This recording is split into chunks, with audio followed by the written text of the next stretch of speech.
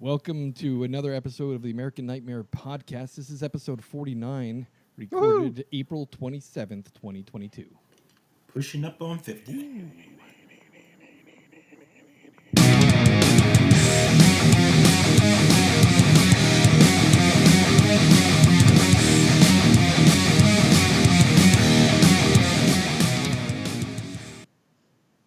Yeah.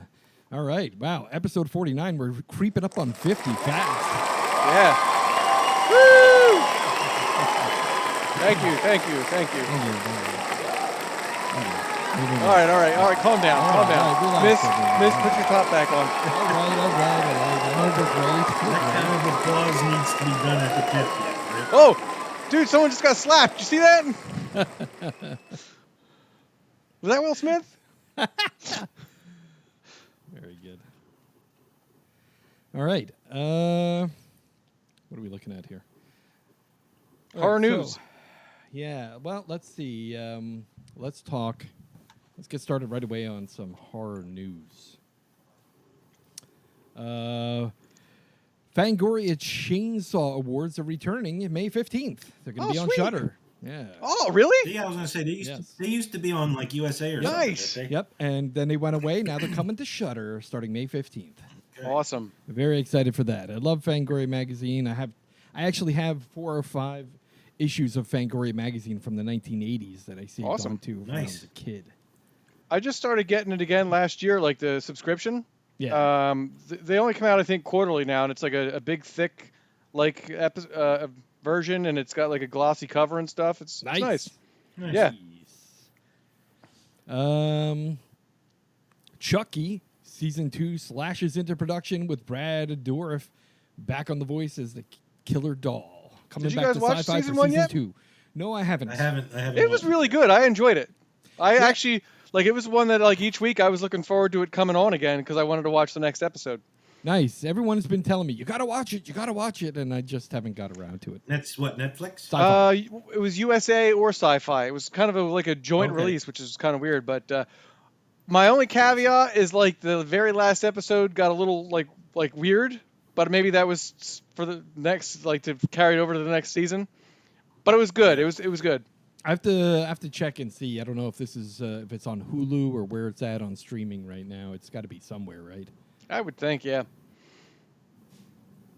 Scream Factory has announced Scream Factory TV, a 24/7 horror channel that is launched on April 15th. Competing with Shudder?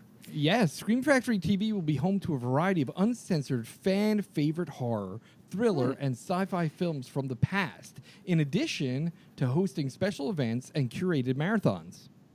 The launch of the Interesting. 24-hour channel TV will feature such horror classics as Bad Moon, Black Christmas, Carnival of Souls, Cat O' Nine Tails, Chopping Mall, Class of 1984, great movie, Communion, The Company of Wolves, another great movie, The Crush, Dark Star, Day of the Dead, Exorcist 3, Forbidden World, Galaxy of Terror, House on Haunted Hill, Humanoids from the Deep, The Last Man on Earth, Magic, Night of the Demons, Night of the Living Dead, Nightbreed, Director's Cut, Nosferatu, Piranha from 1978, Nice. Silent Hill, Silent Night, Deadly Night, Silent Night, Deadly Night Part 2, Sleepaway Camp, The Slumber Party Massacre, Stepfather, Willard, Witchboard, and Witchery are all starting now this month. And Glitter. Boy. I'm excited for it because I don't know if you guys knew, like Shout Factory. They're the ones who release all those remastered That's correct. DVDs, They Blu-rays, do right? all the remastered DVDs, and they bring back stuff that's not in print anymore. But they had a streaming channel, but it played like classic sci-fi, like what was that? Robo Man, the old Japanese TV show. They play a lot of weird shit every now and then. But now they're adding another channel, which is the Scream Factory, which I'm excited for because there's a lot of things that you can get on Shudder, and they have a lot of unique Shudder exclusives, which are awesome. They have a lot of great shows like Creep Show and Last Drive-In and all that other fun stuff. But this is going to play some very old classics that you probably won't see anywhere else. Yeah. Do we know what the subscription is going to be? Probably like $5.99 or something like that? It's free. Oh, free, like Yeah. Tubi. Yep, and it has commercials, so you deal with the commercials, but it's free. Yeah, but like with Tubi, it's like what, 3 or 4 commercials through the length of the film, which is Yep. Well, the No. only difference here is this is a live streaming TV channel, so you can't pick shows to watch. Ah, okay.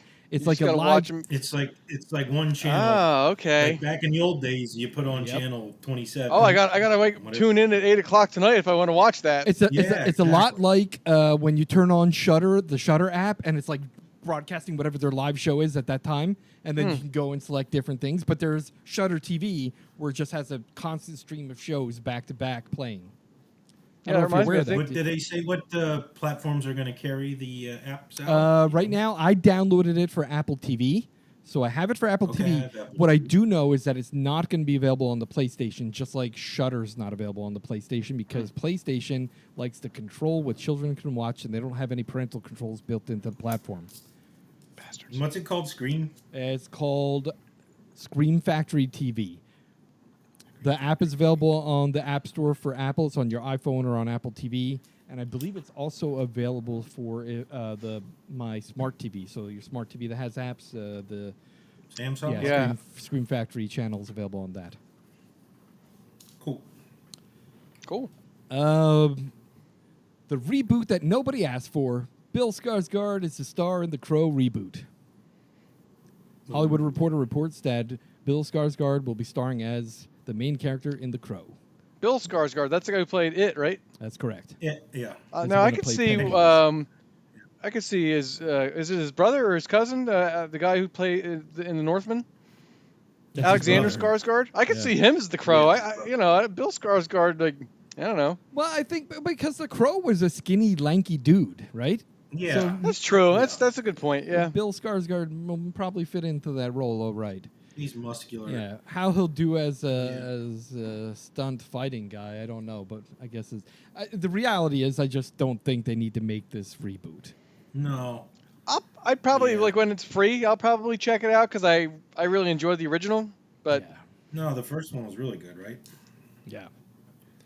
All right, so I just posted a video on Facebook yesterday. I don't know if you guys got a chance to catch it. Bodies, Bodies, Bodies, a new A24 slasher. that looks good. Just received an R rating. This is a comedy horror, and it looks fucking phenomenal. It does. It looks really good.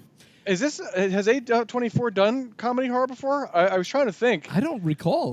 They've all been pretty serious horrors. I don't recall a comedy horror. So and they've been pretty good for the most part. There's a couple Yeah. poo-poo stinkers in there, and there's some that are kind of iffy to call them horror, but there are decent yeah, horror movies in there. I don't think there was any comedies though. But just a quick summary of what this new movie is: when a group of rich 20-somethings plan a hurricane party at a remote family mansion, the party game turns deadly in this fresh and funny look at backstabbing, fake friends, and one party gone very, very wrong. Bodies, Bodies, Bodies had its world premiere at South by Southwest just this past couple months ago, 2022 Film Festival back in March. So far, the reviews have been 95% fresh on Rotten Tomatoes, at least by the viewers who have seen it at South by Southwest. So that makes Nice. me feel good. 95% fresh. yeah, Probably going to be a pretty good comedy horror. The world always needs more comedy horrors. That's true. It does. It's my go-to genre. Yeah, exactly. A new documentary is coming out called The Robert Englund Story. It's a documentary about the Freddy Krueger and Stranger Things Season 4 actor, which just wrapped with Eli Ross, Lance Henriksen, and more. Oh, cool. All talking heads talking about the life and times and starhood of Robert Englund. Yeah, I think he's one of the reasons that they have a hard time remaking the night. Whoa, you guys, what happened? Your network is crap? Oh, there we go. I don't know what the hell happened there. You can really easily remake like Friday the 13th or Texas Chainsaw Massacre But or Freddy, Halloween man, because just you can't redo capture Freddy, like because it was Robert Englund made that role. Like Yes, with all the quick whips and the quirks Yeah. and the goofiness of some of the things he said. How do you beat any of that? yeah, it's sad because it's a great franchise, but also And the voice, too, for sure, right? yeah. Yeah. Recently watched an interview with Nicolas Cage, and he says that Dracula has wrapped filming. It's going to reach theaters in about a year. Principal photography on Renfield is officially wrapped. according Sweet. to a Twitter post by the director and retweeted by other actors on that thing. So it says, check your calendar. In 365 days, it'll hit the big screen. Sweet. His new movie just came out this past weekend, didn't it? Yeah, the unbearable talent, or unstoppable talent, or Yeah. I wanted to go see it, but we had so much shit going on this weekend that I didn't get a chance to. Did either of you guys go see it? Or? not yet. But I'm definitely No. going this weekend to see it, because let me tell you, I watched a couple interviews with him. Uh-huh. The guy is bonkers, but damn, I'm so excited to see this movie now, because he's talking about how he's like, I'm playing a character named Nicolas Cage that isn't Nicolas Cage, but it's a character Nicolas Cage that I'm intrigued to learn about and play. And I'm like, what the fuck, dude?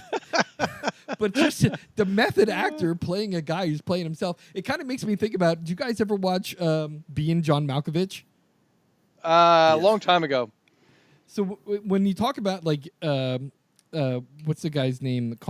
Charlie Kaufman, that wrote and directed that. Yeah. I watched this interview once where he was talking about when Charlie came to him to say, "Listen, I want you to play yourself in a movie," and then John Malkovich was like, "What? Why would I want to do that?" He's like, "No. It's not really you. It's a caricature of you. And here's the idea." And then when he told him that, he's like, "All right, I'll play it."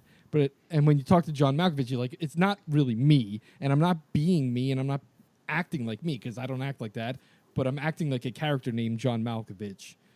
And I'm like, I'm watching this interview with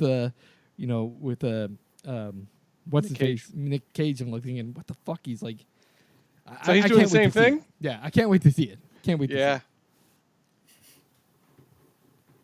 it. Nightmare Alley has a black and white version that Guillermo del Toro has released, and it's coming to Hulu. It was That'd be released cool, I think. That last might week. make it. I- That might make it totally different. Yeah, right? I think that'd be pretty cool. Yeah, the director of photography, Dan Lucison, spoke on a interview on Collider, and he said that when they designed the shots for that film, they always were thinking about all of the shots in color and black and white. So all of the classic lighting that they used in that movie was lit specifically for being able to make this available in a black and white version as a homage to the incredible masters of cinematography that inspired him to become a director of photography. Interesting. Yeah. That's cool. It's kind of like, I like that movie. I don't know if you guys have ever seen, I got the Blu-ray version of Logan. Mm-hmm. And they had, Yep. the Logan rated R, and then it had Logan Cinema Noir, which was the black and white version of it, which was really good, actually. Cool. The Firestarter score is composed by John Carpenter. It is now available for pre-order in vinyl. There's a sample track Sweet. available online that you can download. Here's the following synopsis to the movie, which is going to be coming out soon. A new adaptation of Stephen King's classic thriller from the producers of The Invisible Man. The girl with extraordinarily psychokinetic powers fights to protect her family and herself from sinister forces that seek to capture and control her. For more than a decade, her parents, Andy and Vicky, have been on the run, despite desperate to hide their daughter, Charlie, from a shadowy federal agency that wants to harness her unprecedented gift for creating fire into a weapon of mass destruction. Andy has taught Charlie how to diffuse her power, which is triggered by anger and pain. But Charlie turns 11, and the fire becomes harder and harder to control. After an incident reveals the family's location, the mysterious operative is deployed to hunt down the family and seize Charlie once and for all. Charlie has other plans. I don't know how I feel about it. Like, the trailer looked so. Like, my daughter and I watched the original a few years ago, and my daughter was not impressed by it. And really, for the year the movie came out, it wasn't awesome, but it wasn't horrible. So I don't know if they're gonna be able to do much more. It took me a long time to watch that movie. Yeah. Yeah. Yeah, I just never seemed to interest me. So I back a long time ago, I still just. The story it was based me a on was while pretty to- cool. Yeah. I probably won't go to the theater to see it. And it's No. one of those ones that I'll wait till it's streaming, on one of the services that I have. I'll watch it. I like Zac Efron. Yeah. And and it like the trailers. I mean, they look decent, but yeah, it's I don't know. It's something about like I don't know that that subgenre of horror. Is just I don't know. Yeah, yeah. Recent interview on YouTube, with Nick Castle, the man who played Michael Myers in the original Halloween. Nick Castle says the story ending to Halloween Ends, which comes out next year, will be surprising to fans. So it's going to be good? That's the surprise. He actually dies. Nick Castle, who played the masked slasher Michael Myers in the original Halloween film, has shot multiple cameos for these new films. His cameo was actually cut from Halloween Kills. He recently appeared at Steel City Con and during a Q&A panel said that the fans will be surprised by the new film. Halloween Ends comes out in October, and I don't know how I'm feeling about it, but I'll post a link to his interview up on YouTube from CinemaCon, so you guys can take a look at that, or anyone that's interested. I wasn't impressed by the previous movie, so I'm not sure. I might not even watch this one. I don't know. Yeah, I feel so betrayed by by the second movie. Yeah, they got my hopes up again with Yeah. the previous one, and I was like, oh, they actually did a pretty good remake. Yeah. I'm gonna go watch Halloween Kills. Yeah. And then I was like, oh man, I mean, there was some good kill scenes in it. There really was, but the story was just they phoned I it. finally watched. Listen, it's not. Oh, did you? I finally watched. Yeah. It's not a And knock to. Do you concur? Yeah. It wasn't. It wasn't. It's not a knock to Danny McBride and the other producers and co-writers of There the was some script. bad acting in it Yeah, too. to be it honest wasn't. with It you. was not great. It was not great. No. Yeah, Even Jamie Lee's just getting phoning it in. her acting chops are not there anymore. You know. Yeah. That's all I got for news right now. You guys got anything else? I got a couple movies that I watched since last time that. Go for it. You guys seen Velocipaster? Yes. No. Wow. It's like one of those B movies that's like so bad that you like it because it's so bad. Like, I don't know what the budget. They must have had like a $5 budget for that movie. It was total B movie. It was so cheesy that like I didn't mind watching the whole thing. Like it was just because it was so bad. I'll say this much: it was really bad, but some of it was really fucking entertaining. It was. It was like, so bad. It was so entertaining. It started off with like him coming out of church and his parents are waiting for him across the street and they couldn't afford the pyrotechnics or the special effects, so it just had like a black square there that said fire. It just said fire. I was like, what the hell? Somebody so- maxed out their credit card to make that movie. They did. I also watched the new one on Netflix, Choose or Die. Did you guys watch that one yet? Not yet. Nope. I liked it. It didn't get very good reviews on Rotten Tomatoes or IMDb, but I thought it was pretty good. It's an interesting take. It's like an 80s computer program that is like a choose your own adventure. Yeah. And it's like possessed by some ancient demon, and it like you can't like stop playing it. It was pretty good. And then I watched The Green Knight the other week too, That was good. I saw which that. is like horror-ish. I mean, Not really a horror movie. no, I mean it's got a More of a monster in sci-fi it, and yeah, fantasy. but Yeah. I thought the cinematography in it was really good. Like Oh no, it was a beautiful movie. I like the story was good. Yeah. Like you said, the cinematography, the landscape was beautiful. yeah. So those are like horror kind of horror things I've checked out over the last month. Yep. Awesome. Okay. How about this month's 5 great flicks on a streaming All right, that's service? me. I had picked some movies coming off of Amazon Prime Nice. Video, and I've seen all of them. That's why I can recommend them. No specific order. I went with Hell House LLC. Nice. Good one. That's on there. That's a sleeper. I mean, I think that's been brought up. I liked a it. couple I haven't times. seen any of the sequels, but I heard the They do have part 2, and part 2 looks good. and I heard part 3 is really good too. Oh, there is a part Yeah. 3. Wow. Okay. Dumb people just Yeah, keep going so, back to that I'll have house. Yeah. No, the ending of first part, I have to watch 2 and 3, obviously, but the ending of the first Yeah, part I thought it was really good. Them clowns at the bottom of the stairs creep me out. Oh, Yeah. yeah, for sure. And I like to pick movies that probably is under people's Yeah. radars. I typically do that on my list, but Creepshow 2 is on there. Nice. I don't know why, for some reason, but the original Creepshow is just never on anything. But they always have Creepshow 2 I'll and tell you 3. why. Did you I'll notice tell you that? why. Because Why? the original Creepshow is contractually assigned to multiple different streaming providers. And Okay. things like HBO and whatnot. So when they have it, their Yeah. contract is exclusive, so you can't find it on other streaming services. So you got to Yeah. no And they don't show it. They're just sitting Yep. on it. bastards. Like you're right. HBO probably has it. Wouldn't doubt I it. used to watch it as a kid Yep. on HBO. Yeah, all that the first time. one's like great. It's like a warm blanket, you know, like it's not what you want some nostalgia, sure. like Love that movie. Yep. that 80s like Love that movie. good stuff. And it's still good. It still holds. Yeah. The stories and the practical effects are good. And, yeah. So Creepshow 2, which was I think Yeah, I pretty liked good. Creepshow too. Though, my stories favorite, I were think, good. was the one with the The lake black thing. Yeah, Or the the- black slime. The in black lake. slime in the The lake, lake. yeah. And that Yeah, girl's like laying yeah. on the thing, and it like starts pulling her face into Yeah. the. That was cool. Oh, Dude, yeah. the best part of That all was is my favorite at the story end when from you two. think the guy's getting away, and he gets up on the beach Yeah. and is and then the thing just goes wrong and takes him. That was cool. Yep.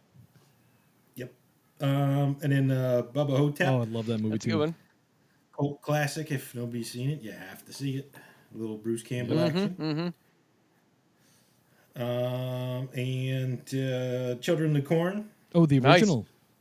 is on there. The original. I think are they remaking that or making a series? Dude, I think. they made so many different freaking. Yeah. I thought they I made saw. it made for TV. There was a made-for-TV one. Party There Boy, was. right? I swear though, I thought I saw like there's a series coming out on like Shudder or HBO or something like that. I think you're right.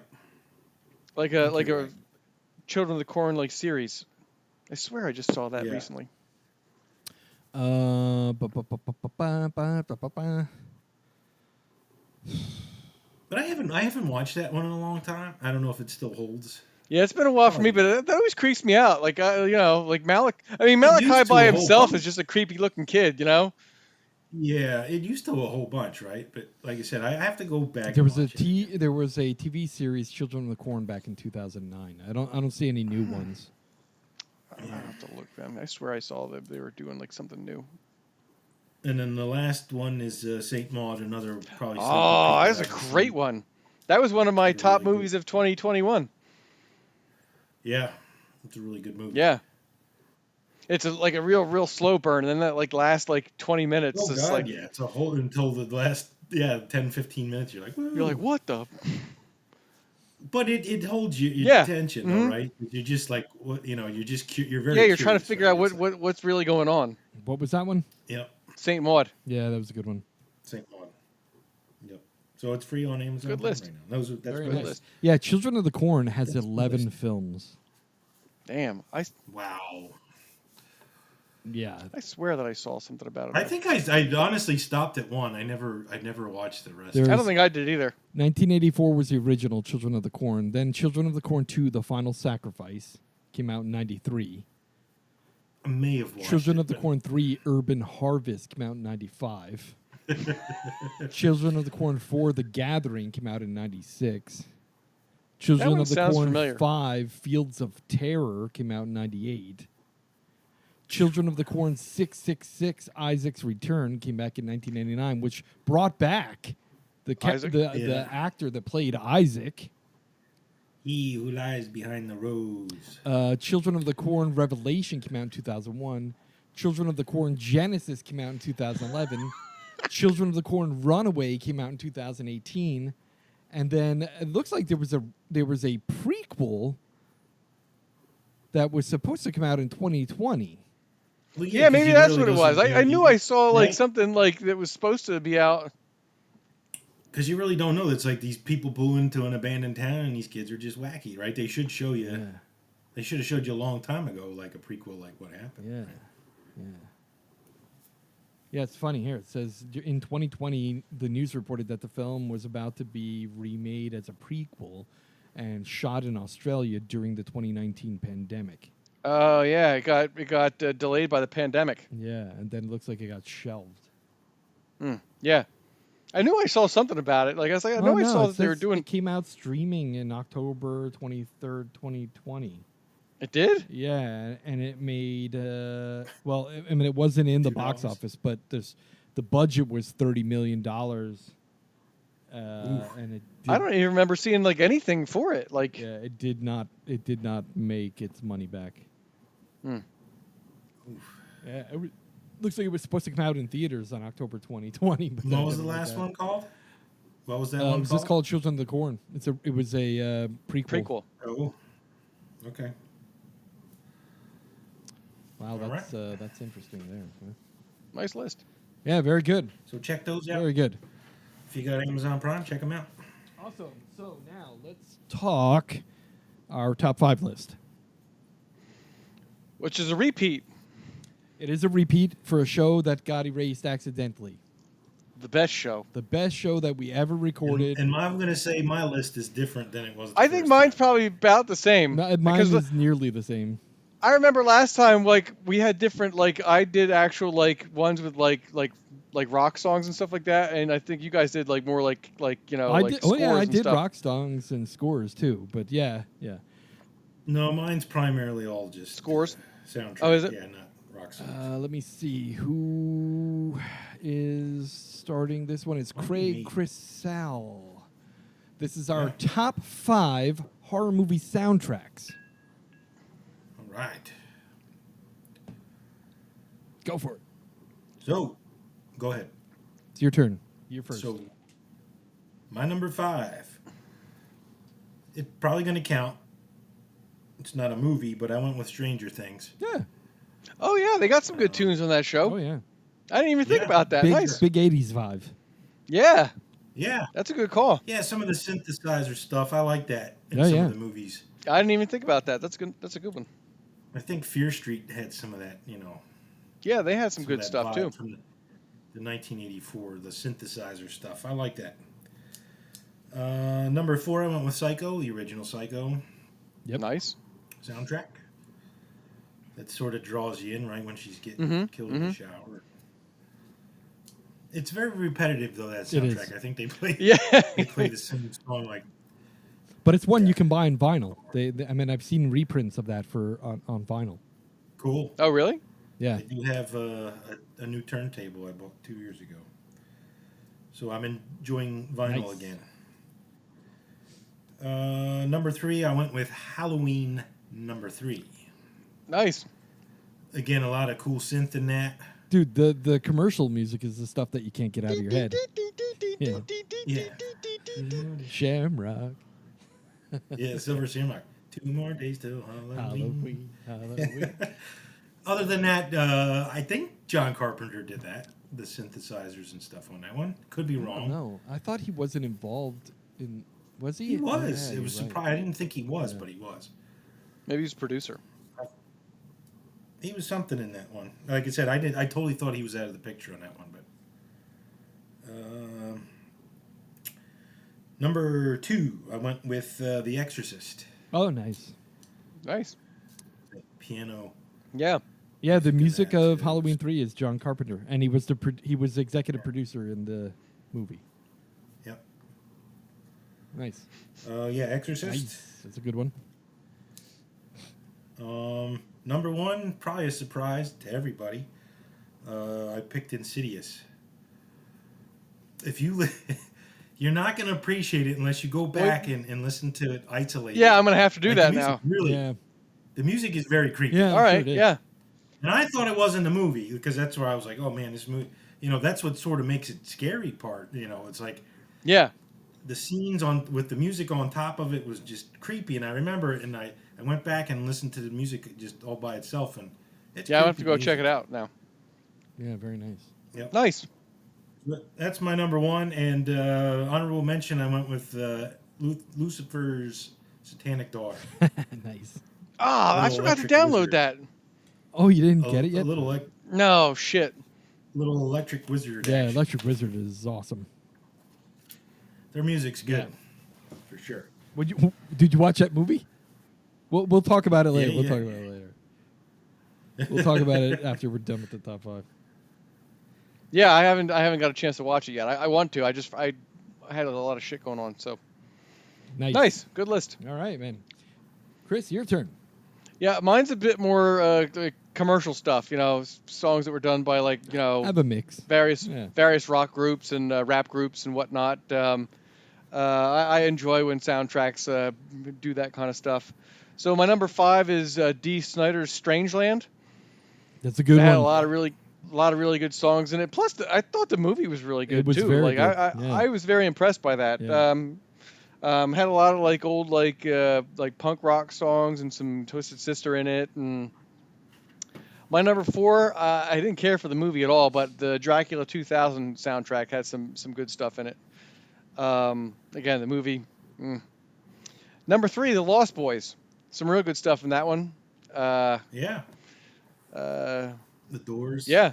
The Doors were not. Oh, that was a Doors. It was a remake. Oh, that was No, Echo and the Bunnymen, right? No, it was Echo and the Bunnymen. right. You're Doing right. the Doors correct. song, Yeah, you're right. Right. My number 2 is the Shocker soundtrack. I love that one. The Dudes of That Wrath. had Yeah. Yeah, the Dudes of Wrath. They had some really good. I think they did 3 songs in that one, and Yeah. plus it had Megadeth in it, Yep. and forget who else. A lot of good Was it tunes in that Megadeth one. No More Mr. Nice Guy? They did the No More Mr. Yeah. Nice Guy cover. Yeah. Yep. Yeah. Oh, and I think it was what was the Dangerous Toys? I think had a song in that one. Yeah. And then my number 1 is Demon Knight. That had some really good stuff in it too. Also had some Megadeth and had some Machine Head and some Pantera, and it was a good soundtrack. Very So, nice.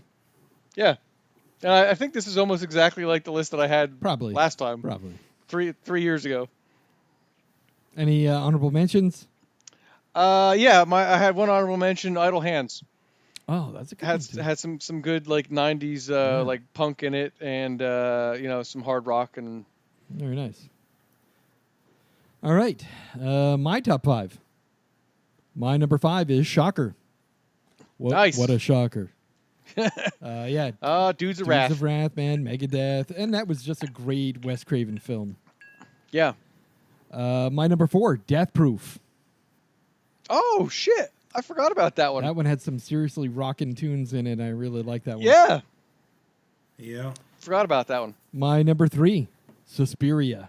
The whole soundtrack by Goblin. Fucking Oh love yeah. it. Yep. My number 2, The Devil's Candy. Oh yeah. That had Metallica, I had that on my list of. Sun O. It had Yeah, I think I had that on my list the first time. probably we because got- when we did this list, we did it with the review of The Devil's Candy because of all the music Yeah. in that movie. Yeah. It's one. That's why I said my list was a little different. So I remember I did have that one on my. And my first number list. 1, which was the number 1 back then too, was Trick or Treat. Trick The or whole Treat. Yeah. soundtrack by Fastway, which I used to love Fastway in the 80s. And when they came out with that soundtrack that was completely Fastway, loved it. Loved every minute of it. Yeah. Any honorable mentions? My honorable mentions, I got a couple. Nightmare on Elm Street 3, Dawkins, Oh, yeah. Dream Warriors, amongst Dream others. Warriors. Yeah, good tune. My number 2, Killer Clowns from Outer Space. That was the Dickies, that whole soundtrack. Fucking amazing. Love that one. My number 3 was Phantasm, 1972. That movie, That so was good. Oh yeah. And then my last one there, my 4th honorable mention is the Lucifer's Satanic Daughter, which of course, the whole reason I bought that movie is because I love Electric Wizard. And they did the whole soundtrack for that. Pretty awesome. All right, very cool. Awesome top 5. Yeah. Nice. Real quick. So Lucifer's Satanic Daughter, what'd you think of it? It was pretty fucking weird, right?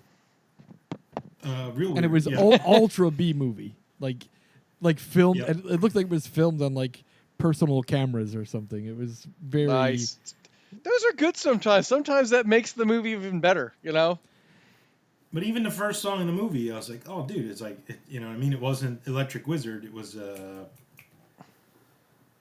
when they were singing in the van. Yeah, I couldn't even remember. Lionel Richie. No, it was all No, it was all I can't. metal. Yeah, no. Was it the first? I don't even remember the first. I can't think of it. I can't remember. Yeah, I can't remember either. I didn't see it, so I can't even. Yeah.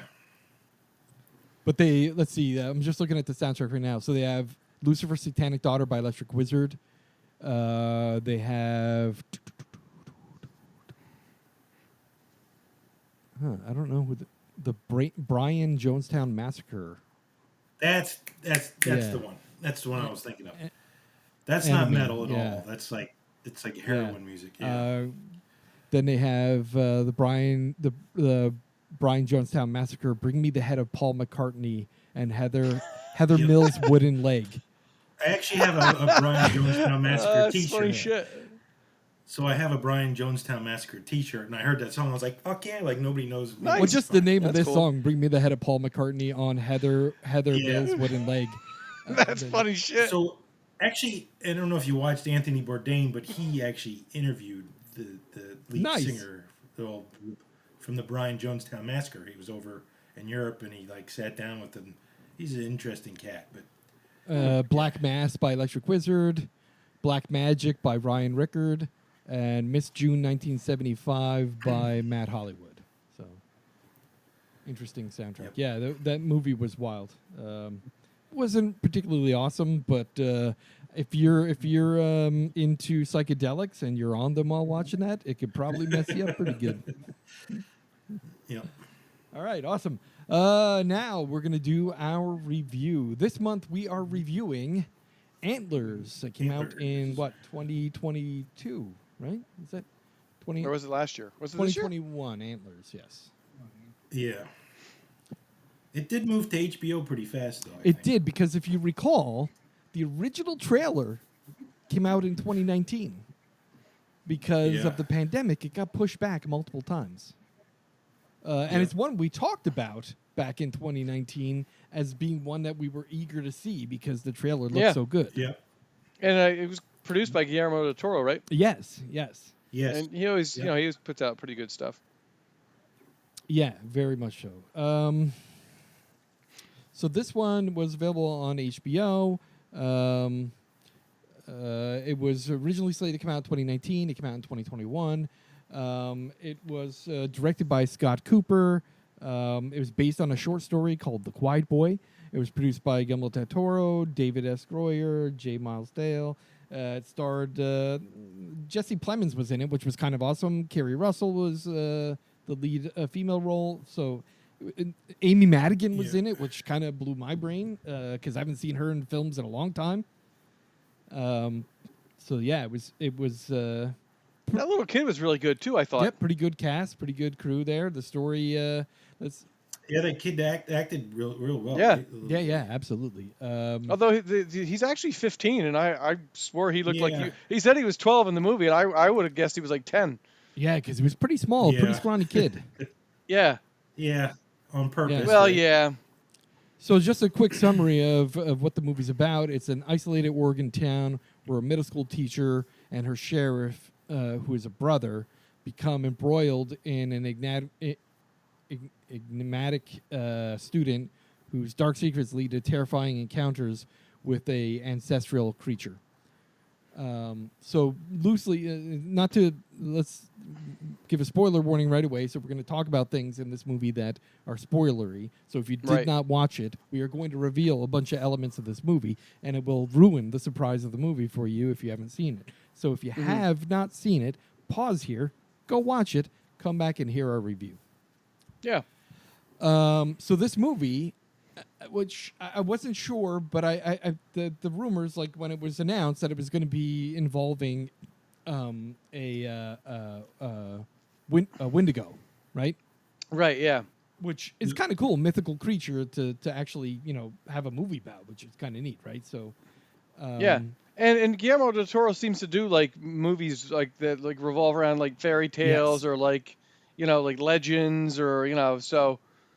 Yeah, and the cool thing is they, first of all, the movie takes place obviously in a modern environment. So we're in Oregon. It's in a very rural town, obviously a very poor town. super Oh depressing. yeah, Like it rained was. every day. It It was. was like, The movie was very. Everything about that movie depressed Well, me. It was a very depressing movie. obviously you're talking about the Pacific Northwest, and I don't know if you're familiar with it, but people here in California always talk about, oh yeah, I got some friends, they moved to Oregon, they lived there for 6 months and moved back, because what happens is people in California go, oh, I'm going to go on vacation, we'll go up to Oregon. They go during the summertime when it's beautiful and sunny and nice, and they don't realize that it actually rains 9 months of the year in Oregon.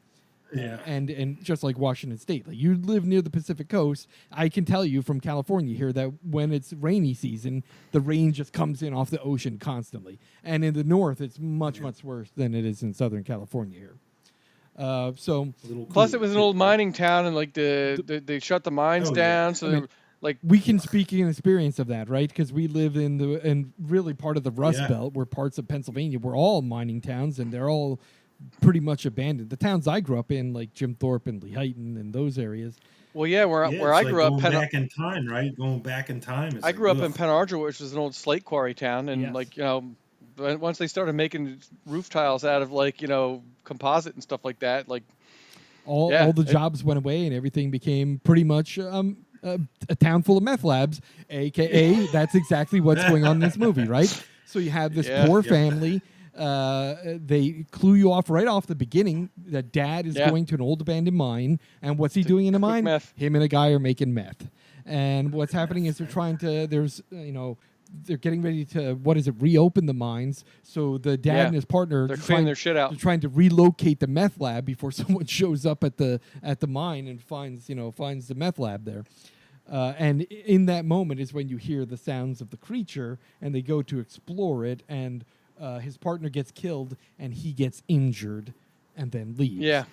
And that is where, and they do it through a series of backtracking, like flashbacks. Yeah. To tell you what happened after that event, right? Yeah. And you learn that, number one, the kid's mom died. He lived in a very kind of disconnected family. He was what you would probably call in the 80s a latchkey kid. Nobody's home when you get home from school. Dad's out making meth with his partner. Mom is dead. He's got a younger brother that isn't going to school. He's hanging out with dad or whatever. Sort of has to take care of him. Yeah. Right? A lot of responsibility for right. a young So when kid. And he's a tiny kid, and he gets picked on a lot. Gets picked on a lot, gets beat up a lot, and when his dad comes home not well, the flashbacks reveal that dad realizes he's not well. He's beginning to metamorphosize in some way. His hair's falling out. He's looking pretty ill. And he realizes that he's having some unnatural urges, likely to eat, cannibalize his children. So he puts locks on the doors and locks himself in and tells his kids, I'm not feeling well. Don't let me out. Don't leave me out no matter what I say or do. Which is a lot of responsibility for a little kid. That 12 and 7. I think his brother was 7, right? Exactly. Now, for whatever reason, I don't recall how the brother got. That was one thing that escaped me too. I'm like, how did the brother get sick too? Right, but they must have shown it, and I'm thinking, did I miss it? Because he was up in the room. He was up in the room. Did he with get? him, But right? he sent him up there because he got sick. Yeah. The dad was up there by himself, and then all of a sudden the kid said, "Hey, he's sick too," and so they brought him up there. Yeah. So I couldn't figure that out. Yeah. But then the things that they cut to, which is fucked up, and I thought was done really well, is the kid coming home from school, and he's watching the vulture circling over somewhere. Yeah, and he goes there and he picks up some roadkill carcass. Yeah. Yeah. And then he sees that skunk. He sees that skunk, and you see him pick up a rock, and I'm like, what's he gonna do with? Like, is he gonna kill? And then you start to find out what the hell's going on. Yes. And then he brings that roadkill up into that attic room, and the dad comes out of the shadows like a fucking monster and just starts eating this dead. He cuts it up first, though. He doesn't just bring up like the whole chunk of roadkill. He slices it off and puts it on a plate, which that's a good kid right there. He's trying to take care of dad and his little brother, give him some roadkill, something bloody to eat, right? And then the little brother, picks up the pieces and he's chewing away at this, roadkill. And I'm just like, that is fucking sick. It's some sick shit. And then the kid locks the door, and then, a couple times. And then, like, when they showed his dad, like, the second time, like, all of a sudden, like, he's got, like, he looks like a Care Bear. Like, his chest is, like, glowing and shit. Yeah. And I'm like, what the fuck is going on? And then he's like here? looking through the keyhole of the door, and his eyes look like animals, like Yeah. It was pretty wild. And then you have the teacher who's like seeing this kid and his behavior in class, and he's getting bullied and beaten up and whatever. And she's thinking, obviously this kid is subject of abuse, right? Because he got into a Yeah, fight. and you find out she's got a history of abuse. Right, so he got into a fight at school. She takes him into the nurse. When they take off his shirt, he's got all these bruises on his back, right? That indicate that perhaps he's being physically abused at home. So the teacher is concerned about it because they show some flashbacks of her childhood where she was like molested and abused by her father. And apparently the brother was involved also in some way. Yeah, they don't really get into him because he said, you don't know what happened to me. You don't Right, know. when he gets into that argument about, Because she left. Yeah, and she basically is like, Yeah, we she need left. to take care of this kid. Like, I need to take care of this kid. And he's like, no, you don't. You don't understand, what happened to me. And that's when... Yeah, and her brother was the sheriff. Yeah. And that's when he comes... By default. In case said nobody else wanted to do it. Right. Yeah. And then that's when he comes out and he's like... Yeah, and he wasn't really super good at it either, was he? No. Well, and then the same thing, too. Is like, he's like, it's a worn-out, depressed town. Everyone's on crystal meth. Yeah, Everyone's fucking making meth labs. It happens all the time. Like, what are you going to do, right? And every time they find a body, it's like, yeah, there's another body. It's probably not, there's no coincidence. Whatever. Right. So, you get that far in the movie. I thought it was great. Number one, it really kept my attention. Like, I wanted to know what the fuck happened to that dude. Like, why is the dad, like, changing into something? Yeah. And... it was definitely a slow burn, though. It was definitely a slow burn. Like, it took a while to build up, Yes. which I didn't mind. I didn't mind because I thought that, like, I even though it was depressing, I thought it was shot well. Like, that's the one thing that really got me is how well some of the cinematography was. Like, Yeah. the shot where they show the kid looking and seeing the circling vultures. There were a couple scenes where, like, in the woods when they show the shot of, like, the bodies, fucking gruesome. Like, the guy that was the hunter that finds the guy, like, torn in half, like half his there were body's some good over practical here. effects. Yeah. Good practical effects for sure. Good practical effects for sure. Yeah. And And the acting was really good. I think the acting was really dude, good. I was too. so surprised that when I saw kind of- Jesse Plemons in there. I'm like, holy shit, he's in another movie. This guy's in a million movies, and he's a great actor. Yeah. Yeah, and the guy that hit was his partner. He Yes. was in a bunch of shit too, and I couldn't Dude. remember where I saw him from. He was in Empire Records. I look at him, I go, That was it. Yeah, wait a minute, dude, yeah, isn't that the guy from Empire Records? yeah. He was one of the burnouts that worked at the Empire He's Records. the one that yeah. goes, what is wrong with you today? And he goes, what's wrong with today? Yeah, I knew I recognized him from something. And it took me almost the entire movie. I was like, Empire Records. Yeah, right off the bat, I saw him. Like, that's the fucking guy from, what was his name? I can't remember his name from Empire Records, but that's the one that Yeah, stole the can't money either. and went to Vegas. Yeah. So it, But the kid's acting was The good acting too. It was great. Like Yep. I said, like Really good. yep.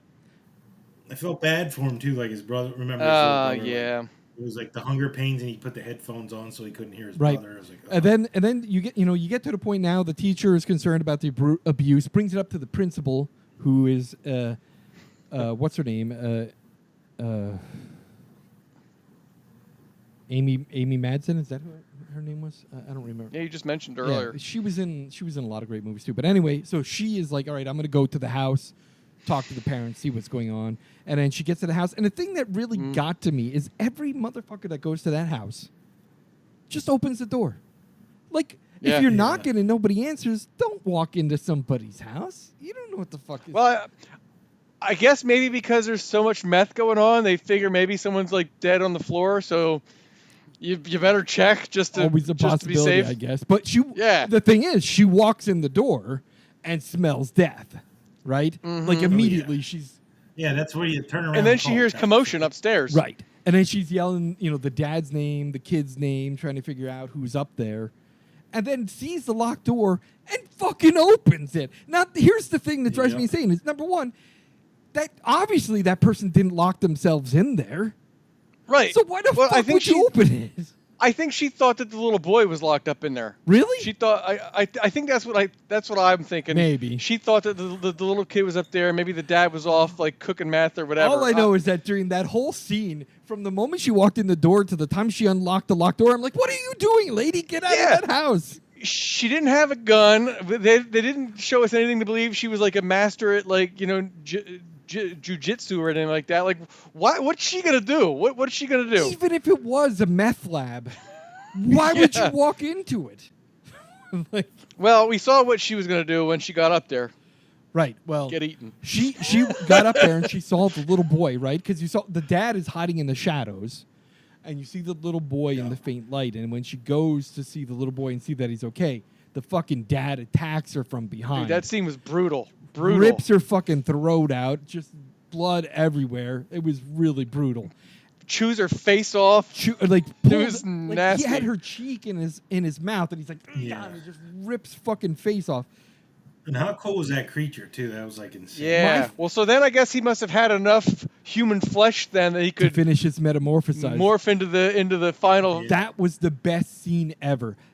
Where antlers started coming out of his I mouth. loved and it shit. because like his chest is like glowing and beating, and then you just see like his Yeah. head goes back and he's like yelling, and the antlers and the fucking head of the creature like comes out of his mouth. Yeah.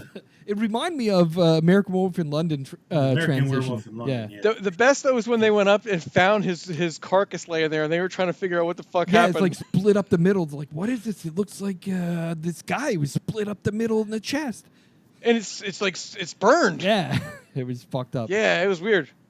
But needless to say, once she went in there, didn't close the door behind her, got eaten by the dad, that finished the metamorphosizing of him, and boom, he's out in the wild.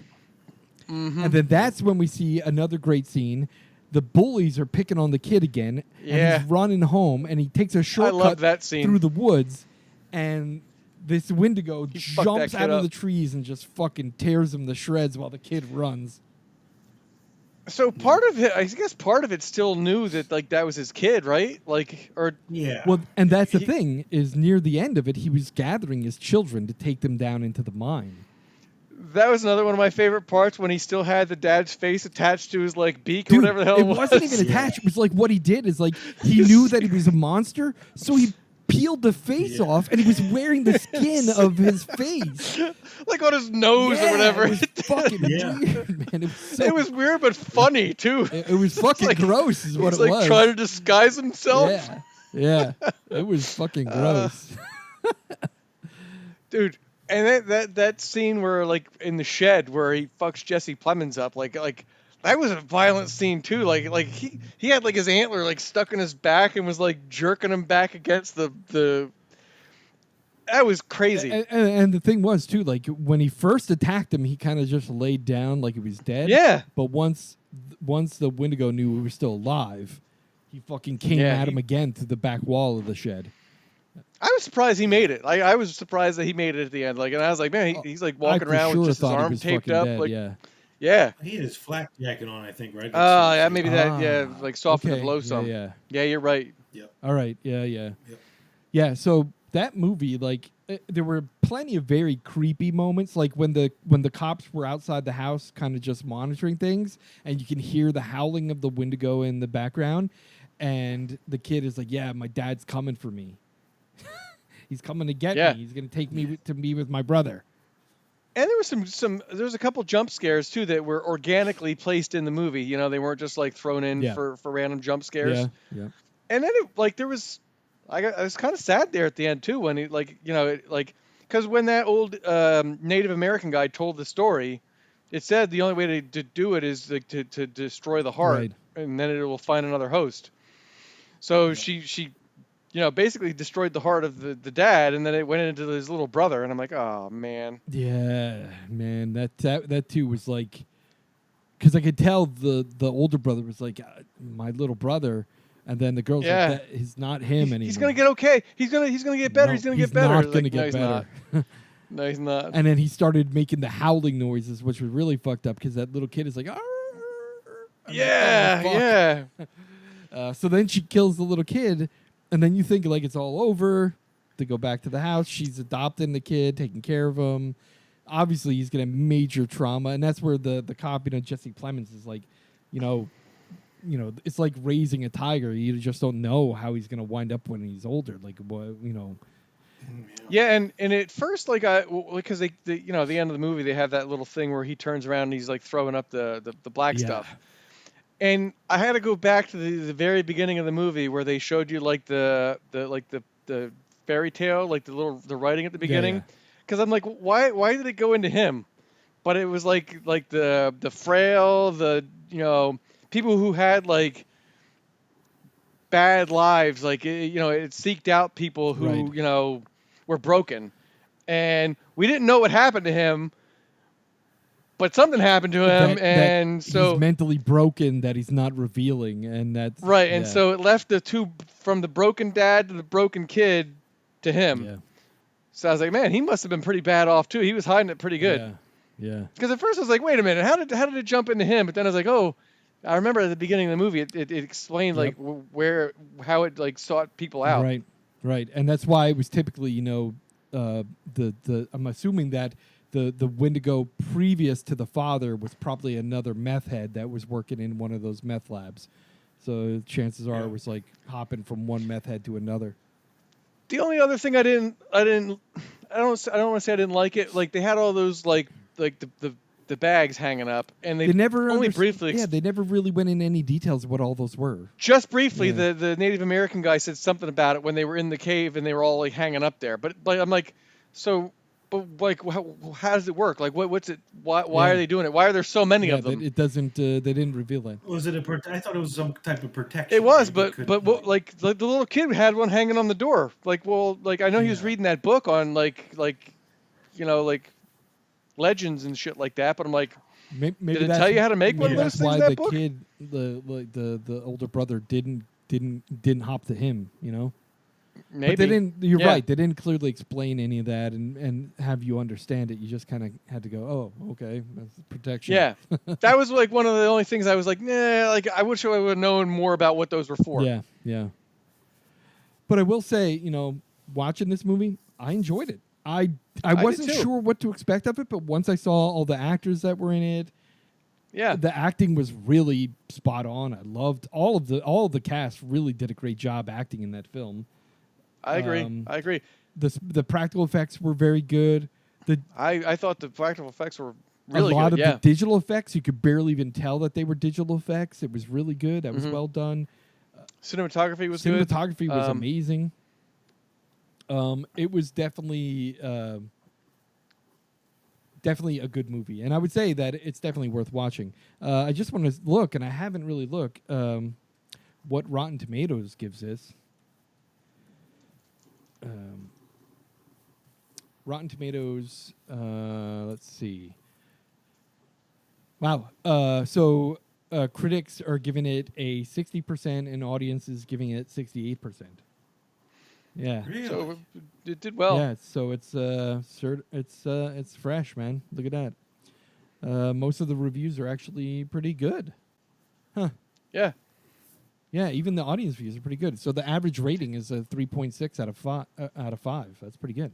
And I was a little worried, like the first half hour. Like I said, it was a slow burn, and it was very depressing in the first half hour. I'm like, man, I hope something like happens soon to get me over the fact that I'm so depressed watching this shit. Yeah. But it was a good payoff at the end. Yeah. It's available on Vudu for $3.99. You can rent it. Amazon Prime $3.99. You can rent it. It's free with your HBO Max subscription, and it's on Apple TV. You can rent or buy it starting at $5.99 for the rental price.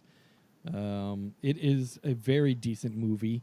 I would say it's definitely worth watching, and as part of that, I was doing a little bit of research because I was like, man, Wendigo. You don't hear a lot about Wendigos, but things in like Dungeons and Dragons and shit, people often make a Wendigo as one of the monsters or whatever. But it's funny because in the APA, the American Psychology Association Dictionary of Psychology, there is actually a Wendigo psychosis. Oh, wow. Which comes from the Algonquin Indians living in Canada. These people have a syndrome characterized by delusions of becoming possessed by a flesh-eating monster, and it's manifested in symptoms including depression, violence, compulsive desire for human flesh, and sometimes actual cannibalism amongst the Algonquins. Well, sounds exactly like that monster. Yeah. So that's very interesting. Anyway, I'm going to say I give it 3.5 out of 5. Yeah. That's where I was going to go too. 3.5. Yeah. I was going to say 4. Nice. So 3. Yeah, we'll give it 3.5. the American Nightmare podcast of 3.5. Definitely worth watching if you like these kinds of horror movies based on legends. It's very cool. Well done, well written, well directed. It did burn slow for a little bit, but it was well worth it. The payoff was good. Yeah, I agree. For sure. All right, awesome. Well, we are working up to episode 50. Next month is our 50th episode. Is that fucking Wow. crazy or what? Yeah, it is. We're trying to figure out what do we want to do special for the 50th episode, and I'm thinking we might do a live stream simultaneous That'd be at cool. the time of recording it. We got a couple of options. I'm thinking we might live stream it on YouTube. I don't know if that makes any sense. We can do that. Or we can Yeah, I mean- live stream it on Facebook, or we could live stream it simultaneously on Facebook and YouTube. Whoa, look out. I don't know if my bandwidth can handle that. I have gigabit networking, gigabit internet connection, but sometimes my firewall can't handle it. But we'll give it a try. So I think maybe next month we might do and we'll nail down the date. We'll post it on Facebook, and we'll also 50th anniversary celebration. 50th episode celebration. I can't believe it's 50 episodes. How many years have we been doing it? Since 2017, the beginning of 2017, right? Or was That's the end crazy. of 2017? Yeah. So we have, I'll say, we're up on YouTube now, and we have a lot of people viewing up there. So I encourage anyone that is listening to this on anything else, if you have a YouTube subscription where you're able to play stuff in the background, please feel free to play us on YouTube. That'll add some views on there, and subscribe to our channel on YouTube, because as we start thinking about the possibilities of additional live events and or other types of videos that we'll put up there, I think it might be worth having a subscription so you can see what's going on. Yeah, one of the things we could do is we were talking earlier about the three of us possibly doing some Evil Dead, tag team stuff. We could maybe do like a event where we invite listeners to play.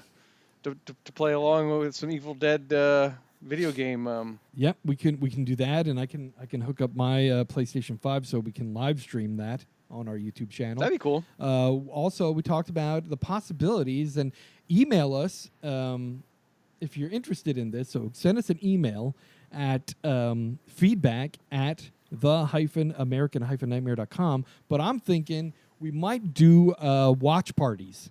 I was thinking about the idea because a lot of these streaming apps that we use to watch our shows have the ability for you to click and have a watch party where you synchronize play with other people, so you can kind of virtually watch together, but in different locations. It might be interesting to have a listener watch that'd be party cool to try.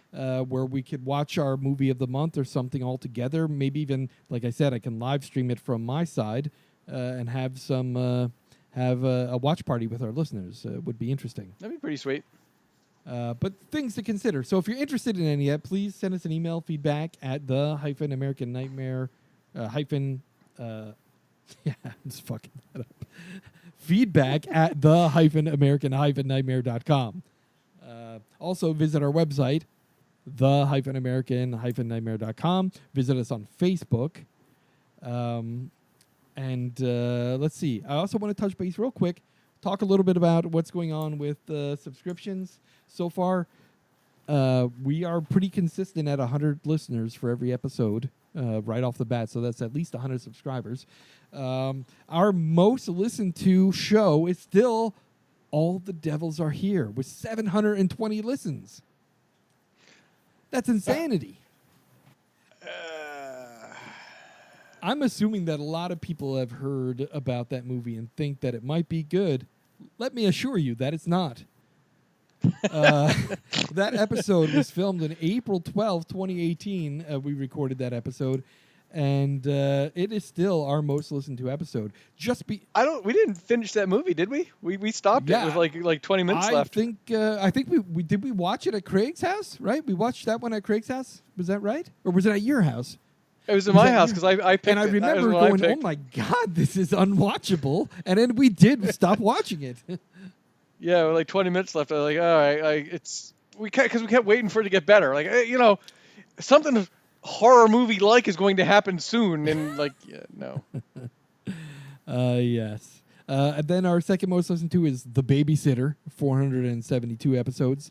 Our very first episode, just getting started, was 350 episodes. Near Dark, 276.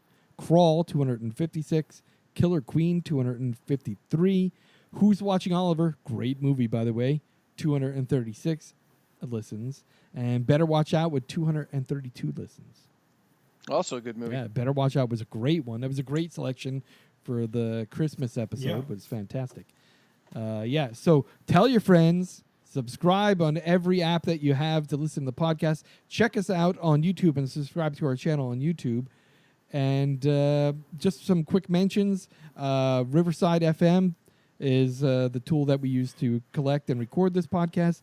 And I want to thank the app opening music. Give credit to that one. It's called Thor's Hammer by Ethan Mexel.